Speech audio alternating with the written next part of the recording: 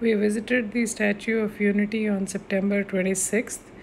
This is the view as soon as you come near the statue, and once you clear security, you walk through this passageway which is fully covered, and then a few glimpses of Sardar Patel statue and the Sardar Sarovar Dam, the bridge across.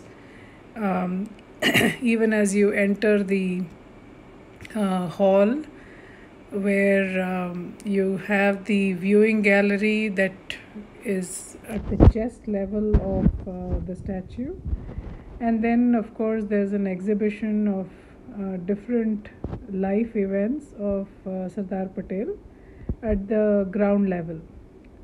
So now we this is a short snippet of the Sardar Sarovar Dam from the viewing gallery, which is at the Sardar statue's chest level, and then you can see some of the interesting things that have been done. This is how the statue looks from inside. Then there are these which why it is the tallest and how the whole construction happened, the various stages. It's a must see.